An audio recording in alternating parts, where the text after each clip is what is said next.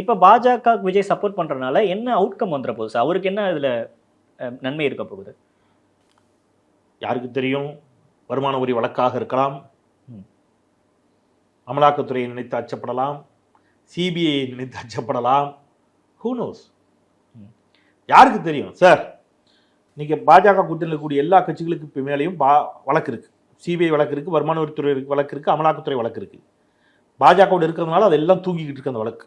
பாஜக கூட்டணி அவங்க வெளியில் வந்தாங்கன்னா டப்புன்னு பாஜக அதை தட்டி எழுப்பும். ரெட்டலைக்கு லஞ்சம் கொடுக்க, ரெட்டலை சின்னத்தை பெற லஞ்சம் கொடுக்க முயன்ற வழக்கு எழுந்துச்சு வா போய் டிடி தினகரனை பிடிக்கும், அது ஓடும், டிடி தினகரனை துரத்தும். அதனால டிடி தினகரன் இப்போ என்ன சொல்லிட்டாரு, போலோ பாரத் மாதாக்கு ஜெயிட்டார்.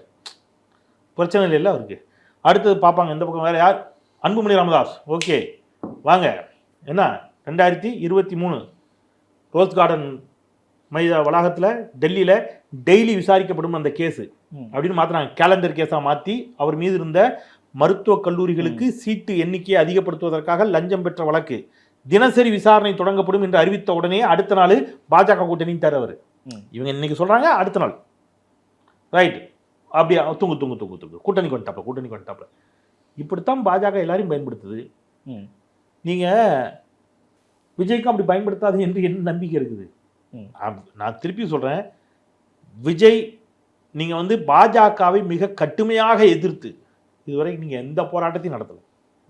பாஜகவின் தவறுகளை நீங்க கடுமையாக எங்கேயும் சுட்டி காட்ட கூட இல்லை. ஒரு அறிக்கை கொடுத்தா கூட அதிமுக ஆட்சி காலத்தில் கொடுக்கப்பட்ட அறிக்கையை அதிமுகங்கிறதே இல்லாம கொடுப்பாங்க. தமிழ்நாடு அரசுன்னு கொடுப்பாங்க சார். ஆனா அதிமுக ஆதரவு தரப்புல இருந்து பேசுறவங்க சொல்லக்கூடிய இன்னொரு விமர்சனம் என்னவா இருக்குன்னா, பாஜக எதிர்த்து அவர் விஜய் போராட்டம் நடத்தல அப்படின்றது சரி, 100% சரியான வாதம். அது திமுக எதிர்த்துமே விஜய் போராட்டம் நடத்தல, அப்ப திமுகவோட பி டீம் தான் விஜய் அப்படின்ற ஒரு குற்றச்சாட்டும் முன்வைக்கப்படுது இல்ல? சரி, அப்படியாவது வாங்க, திமுக தான் போராட்டம் பண்ணுங்க. சரி, நீங்களே சொல்லிட்டீங்க சார். அப்ப நீங்க யார் தான் இப்ப நீங்க முதல் கேள்வி வாங்க, கொள்கை பிடிப்புள்ளவர். என்ன கொள்கை? திமுக எதிர்த்தும் போராட்டம் இல்லை, அதிமுக பாஜகவை எதிர்த்தும் போராட்டம் இல்லைன்னா உங்க கொள்கை தான் என்ன? மேடைக்கு மேடை சும்மா திமுக திட்டுறது மட்டும்தானா? டீசன்ட் பாலிடிக்ஸ், டீசன்ட் அப்ரோச் அப்படின்ற. டீசன்ட் பாலிடிக்ஸ்ங்கிறது வீட்டில் போட்டு தூங்குறது இல்லை. வீட்டில் போட்டு தூங்குறதுக்கு பேர் டீசன்ட் பாலிடிக்ஸ். இனிமேல் தானே சார் களத்துக்கு வருவாங்க. இப்பதான் படம் பிடிப்பு முடிஞ்சிருக்கு, அடுத்த மாநாடு. அது வரைக்கும் சாவரம் செத்துட்டு இருக்கட்டுமாங்க? நீங்க உங்களுக்கு எப்போ டைம் கிடைக்கும் அப்போ ஒப்பாரி வைப்பீங்க. அது வரைக்கும் நாங்கள் எங்கள் வீட்டில் பணத்தை போட்டு உட்காந்துருக்கணும்னா, அது மட்டும் இல்லாமல் அது வரைக்கும் செத்து போனவனுக்கு நீங்கள் கண்ணீர் சிந்து வரமாட்டீங்க, மலர் வளையம் வைக்க வரமாட்டீங்க, நீங்கள் படப்பிடிப்பில் இருப்பீங்க. என்ன சார்?